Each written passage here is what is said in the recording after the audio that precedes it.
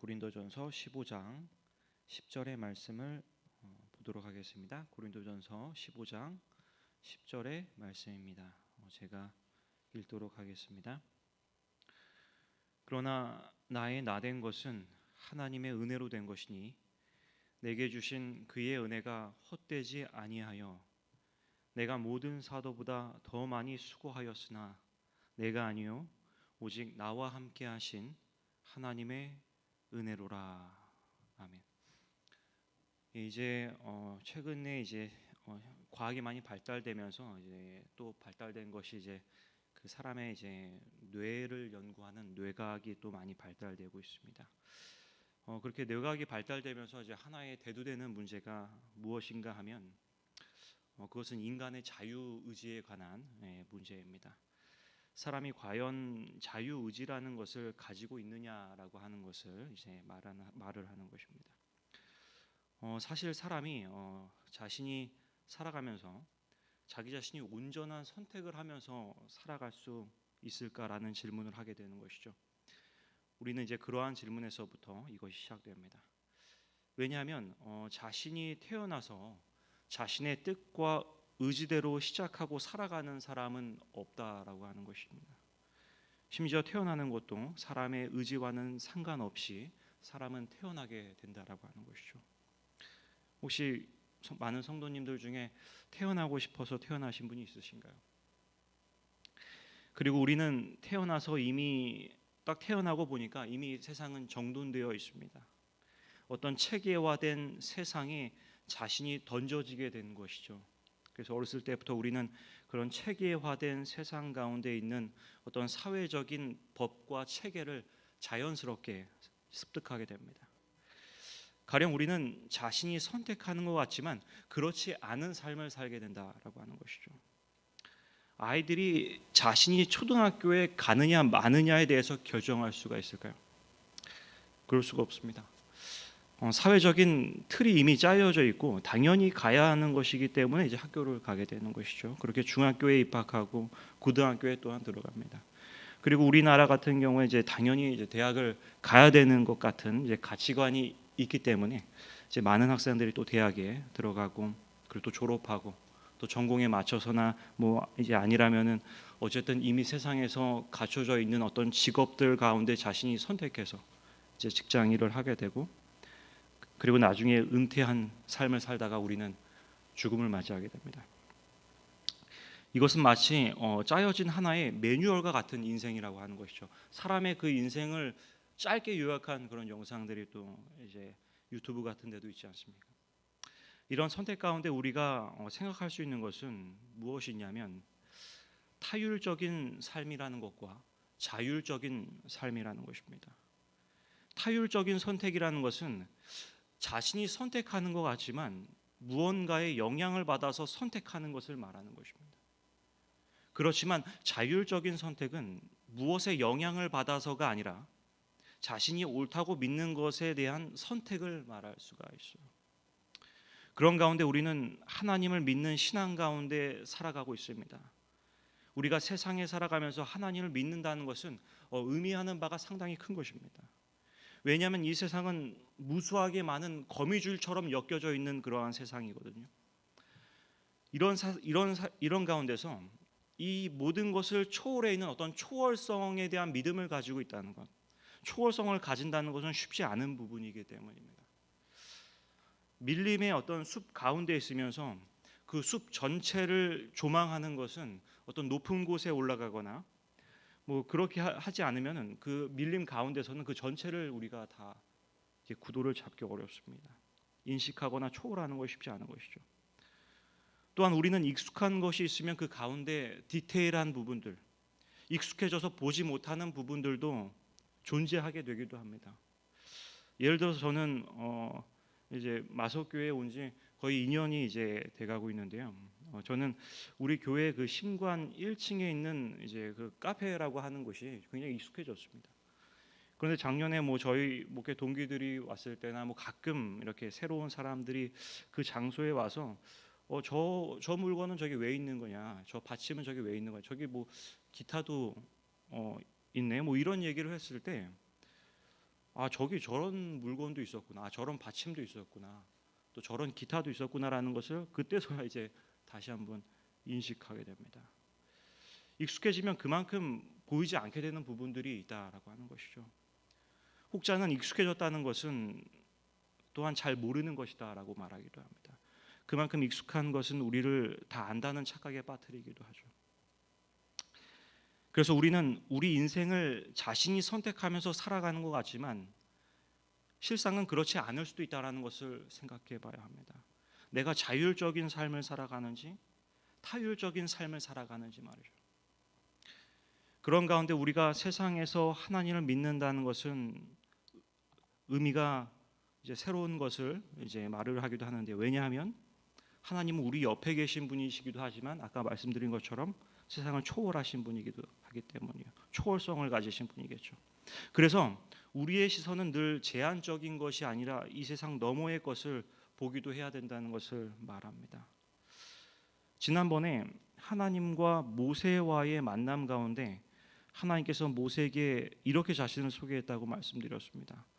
출애굽기 3장 14절에 하나님께서 모세에게 이르시되 나는 스스로 있는 자니라라고 말씀하셨다고 했어요. 이 스스로 있는 자라는 말이 원어로는 이제 예헤 아셰르 예헤라고 하는 말입니다. 뭐 예흐 아셰르 예흐 이렇게 발음하기도 하고요. 즉 영어로는 이제 I am what I am, 즉 나는 나다라고 하는 뜻이라고 말씀드렸었습니다. 무엇인가 이제 고정되어 있거나 어떤 소유된 것이 아닌 존재로서의 하나님을 말씀드렸어요. 즉 어떤 환경이나 상황에 또는 조종받을 수 없는 타율적이 될 수 없는 존재로서의 하나님을 말씀드리는 것입니다. 그런데 오늘 우리는 하나님이 이런 분이시라면 하나님을 믿는 사람들은 어떤 사람들이 되어야 하는지에 대해서 이야기를 나눠보려고 하는 것입니다. 우리는 그것을 바울의 말에서 찾을 수가 있습니다. 고린도전서 15장 10절에 그러나 나의 나된 것은 하나님의 은혜로 된 것이니 이렇게 말한다는 거예요. 이것이 한글 성경으로 보면 그 의미를 제대로 이렇게 살릴 수가 없다라고 이제 한 교수는 그렇게 이야기합니다. 그런데 이 본문을 영어로 보면 상당히 흥미롭게 되어 있어요. 이제 NIV 성경에 보면 But by the grace of God, I am what I am 이렇게 되어 있습니다. I am what I am. ESV에서도 I am what I am. NRSV에서도 I am what I am. NKJV에서도 I am what I am. 바울 역시 I am what I am이라고 말한다는 거예요. 나는 나다라고 말한다는 것입니다. 그런데 그는 무언가를 붙여서 여기 말했어요. By the grace of God.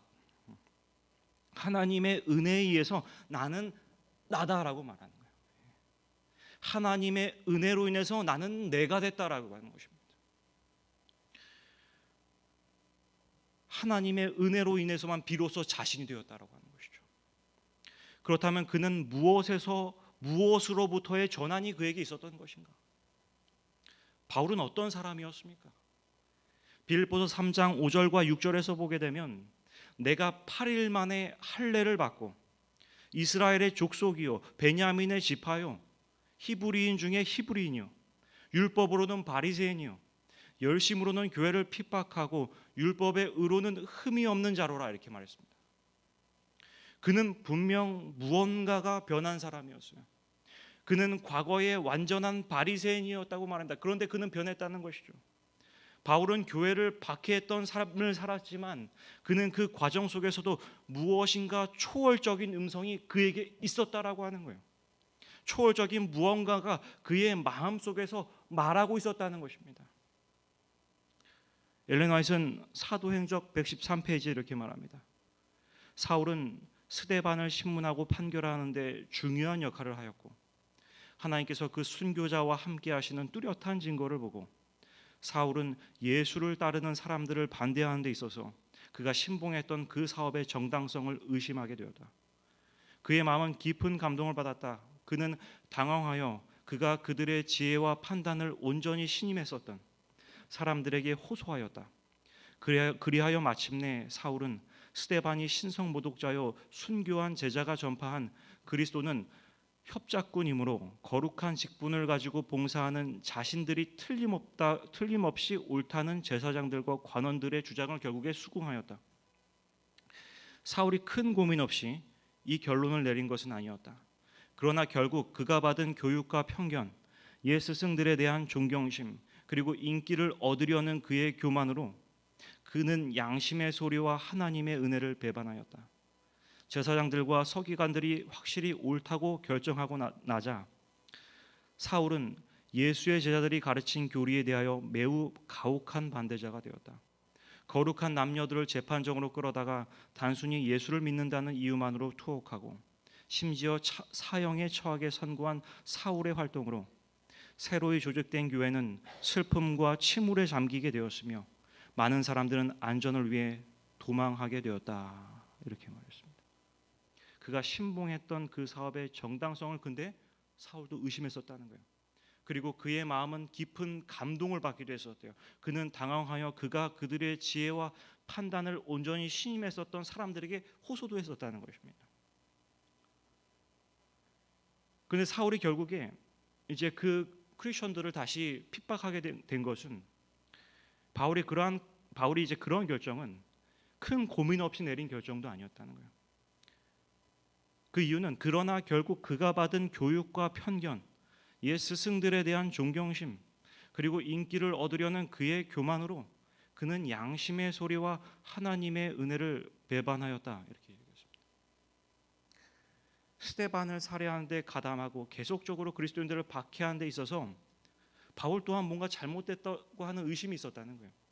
그렇지만 그는 자신의 어떤 자율적인 결정을 내리지 못했습니다.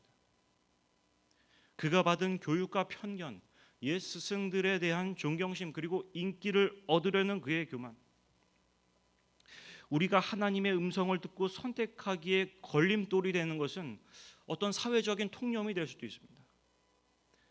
그리고 또한 어떤 세상 전문가들의 의견이 될 수도 있어요. 심지어는 종교적인 가르침이 될 수도 있습니다. 우리는 그런 것들을 검토하고 생각하지만 결국 자신의 양심의 소리라든지 자기 자신의 온전한 결정을 하지 못한 채로 살아갈 수 있다라고 하는 거예요. 누군가에게 휘둘릴 수 있다는 것입니다. 바울이 그랬다는 것이죠. 바울은 스스로 결정할 수가 없었어요. 그런데 그가 다메섹 도상에서 그리스도를 만났습니다. 그리고 큰 변화를 겪었어요. 전에 그가 신뢰했던 사람들은 누구인가요? 제사장들과 서기관들, 제사장들과 관원들이었어요. 어떤 체계 안에서의 소위 질서라고 말할 수 있는 것들이었어요. 그런데 이제는 이것을 넘어서서 그는 하나님의 소리를 듣기 시작했습니다. 누군가의 말이 아닌 진정한 자기 자신이 되어서 하나님이 자기에게 말씀하시는 것을 듣기 시작했다는 거예요. 속박되어 있는 것에서의 자유가 그에게 온 것입니다. 어떤 사상의 속박, 어떤 가르침의 속박, 세계관, 이데올로기라고 할 수 있는 진리를 쫓지 못하게 하는 모든 것에서의 자유가 그에게 온 것이죠. 그리해서 그는 하나님의 소리를 듣게 되었고 자신의 신앙의 양심에 따라 활동할 수 있는 사람이 되었어요. 이런 하나님의 I am what I am의 자기 선언이라든지 또는 바울의 I am what I am의 자기 선언을 보면서 우리가 알 수 있는 것은 참된 신앙인의 길이란 누군가에게 의지하여 살아가는 삶이 아닌 하나님의 은혜 가운데 자신의 신앙의 길을 찾는 사람들입니다. 누군가의 신앙을 모방하는 것도 아니에요. 자신에게 말씀하시는 하나님의 음성을 듣는 것입니다. 제가 목회 사회에 있으면서 자주 듣는 말이 있습니다. 많은 교회의 성도들이 이제 목회자들에게 가지고 있는 표준이 있다라고 하는 것이죠. 이것이 사람마다 이제 다를 수는 있습니다. 그런데 중요한 것은 성도들은 자신의 삶은 신앙적으로 멀어져도 목회자는 자신이 생각하는 어느 표준에 도달해야 된다는 거예요. 그렇지 않으면 이것은 상당히 불편한 일이 됩니다. 자신의 삶은 올바르지 않더라도 말이죠. 또는 마찬가지로 세상 사람들은 종교가 비도덕적인 행동을 하거나 비윤리적인 일을 하게 되면 그것에 대해서 많은 비난을 합니다. 세상과 교회에서 같은 일이 벌어져도 그것이 종교인이나 그 단체에서 벌어지면 더 무서운 잣대를 내게 됩니다. 그 비난은 더 거세지는 것이죠. 한 철학자는 이러한 현상에 대해서 우리는 누군가가 우리 대신 해주기를 바란다라고 말합니다. 신앙도 마찬가지라는 것이죠. 자신이 그렇게 살지 못하지만 자신이 가지고 있는 선의 표준을 누군가가 대신해 주길 바라는 거예요. 그리고 그것이 실패하면 자신의 의무는 등한시한 채 그 대상을 비난하게 될 수 있다는 겁니다. 세상이 자신은 전혀 도덕적이지 않으면서 교회를 비난할 수 있습니다. 그리고 이것은 같은 신앙인들에게도 나타나는 현상이라는 거예요. 어쩌면 우리는 누군가가 나 대신 해주기를 바라는 사람들일지도 모르겠어요. 그리고 나 대신 생각해 주기를 바라는 사람들인지 모르겠습니다. 우리는 우리 스스로 진리를 찾는다고 말할 수 있을까요? 우리는 많은 것에서 진리를 찾는 과정도 내 자신이 하는 것이 아니라 전문가들이라고 하는 사람들에게 맡기고 있습니다. 세상에 많은 교회를 다니는 사람들도 진리 탐구의 영역을 목사에게 미룹니다. 목사가 무언가를 대신 알아봐서 전달해 주기를 바라요. 그 자신의 신앙이 목사라고 하는 사람 안에 식민화되어 버립니다. 그렇기 때문에 목회자가 말하는 것이 큰 권위를 가지게 돼요. 그래서 우리가 TV에 보다 보면 어떻게 저런 사람을 추종할 수 있지? 어떻게 저런 종교 지도자 또는 정치인이 될 수 있습니다. 어떻게 따를 수 있을까라고 말을 하지만 이것이 자신을 그 대상에게 식민화시키면 충분히 가능한 일이에요. 그런데 성경에 나오는 베레아 사람들은 어떤 사람들이었습니까? 사도행전 17장 11절에 보면 베레아 사람은 데살로니가에 있는 사람보다 더 신사적이어서 간절한 마음으로 말씀을 받고 이것이 그러한가 하여 날마다 성경을 상고합니다. 자신들 스스로 생각해 보는 사람들이었어요. 자신의 영혼을 다른 사람들에게 의지하는 것이 아니라 말씀을 통하여 스스로 찾고자 했던 사람들이었습니다. 간접적인 하나님에 대한 체험이 아닌 직접적인 하나님에 대한 체험을 원했던 사람들이었어요. 우리 모두가 하나님에 대해서 또는 진리에 대한 탐구에 대해서 또는 하나님을 찾는 일을 개인의 일로서 우리가 여기게 되기를 바라겠습니다. 우리의 신앙을 다른 사람에게 맡기지 않게 되기를 바라겠습니다. 마지막으로 우리가 살펴볼 것은 하나님의 은혜로 인해 나는 나가 된 사람이란 나의 고유한 존재에 대해서 이해하는 것과 동시에 다른 사람에 대한 고유성에 대해서도 인정하고 한 영혼을 소중히 대하는 사람이 된다는 것입니다. 오늘 본문에서 이렇게 말했습니다. 그러나 나의 나 된 것은 하나님의 은혜로 된 것이니 내게 주신 그의 은혜가 헛되지 아니하여 내가 모든 사도보다 더 많이 수고하였으나 내가 아니요 오직 나와 함께 하신 하나님의 은혜로라. 바울은 자신이 하나님의 은혜로 변화되고 나서 많은 수고를 하게 되었다고 이야기합니다. 그리고 이러한 수고는 자신의 유익을 위한 수고가 아닌 다른 이들을 위한 수고였다고 우리는 이제 보고 있죠. 그는 그리스도를 전하는 사람이 되었어요. 그런데 그가 전했던 대상들은 높은 지위에 있는 사람들도 있었지만 대부분이 낮은 지위의 사람들이었습니다. 저희가 저번에 로마서를 살펴봤는데 그 로마서에 그 사람들이 살았다고 추정되는 고고학적인 데는 굉장히 빈곤한 지역이었어요. 막 그 주변에서 막 이렇게 소변 냄새가 나고 어떤 가게들하고 상당히 멀리 떨어진 지역이 이제 로마인들이 굉장히 가난한 지역이었습니다. 그리고 예수님께서도 그러한 모습들, 빈곤한 자들을 찾아가시는 어떤 그런 모습들을 이제 복음서를 통해서 알 수 있습니다. 그래서 복음을 전하는 이들은 사람의 가치에 대해 모든 사람들을 다 동일하게 본다라고 하는 거예요. 한 사람의 존재에 대해 생각하는 사람은 이제 이런 사람이라고 하는 것이죠. 우리가 영어에서 보면 difference라고 하는 단어가 있습니다. difference. 그리고 authority라고 하는 단어가 있어요. 이 두 단어의 뜻은 이제 다름 또는 차이로 이렇게 번역이 됩니다. 둘 다 한국말로 같은 뜻을 가지고 있다는 것입니다. 그런데 이 difference와 authority는 사실 차이가 있어요. 두 단어에 어떤 차이가 있는가 하면 difference라고 하는 것은 이 difference라는 것을 말하기 위해서는 어떤 비교 대상이 필요합니다. 예를 들어 성도님 한 사람 한 사람과 저를 비교하게 된다면 어떤 다른 부분을 우리가 찾을 수 있을지 한번 이렇게 봤을 때 성도님들과 저는 우선적으로 이제 웬만해서는 이제 아마 나이가 다르실 겁니다. 지금 이 영상을 보고 계시는. 그리고 또 이제 만약에 뭐 여자 집사님이라고 한다면 또 성별이 다른 것이죠. 또는 직업이 다르고요. 또는 미혼이냐 기혼이냐가 또 다를 수도 있습니다. 이처럼 difference라고 하는 그 차이는 그 다름은 이렇게 어떤 비교 대상이 있을 때에 나타나는 것이 difference예요. 그렇지만 얼터리티의 경우에는 어떤 비교 대상이 있는 것이 아닙니다. 한 사람 한 사람이 모두 고유한 존재로서의 존재라는 뜻에서 다르다는 개념을 가지게 돼요. 어떠한 존재로서의 다름이 아니라 어떠한 그러한 비교 대상으로서의 다름이 아니라 그 사람 그 자체라고 하는 그 사람은 유일한 존재라고 하는 것에서 그 고유성을 부여한 데서 얼터리티라고 하는 것입니다. 그래서 그것이 다르다는 거예요. 그래서 difference라고 하는 단어와는 좀 개념이 다릅니다. 그 고유한 존재로서의 다름.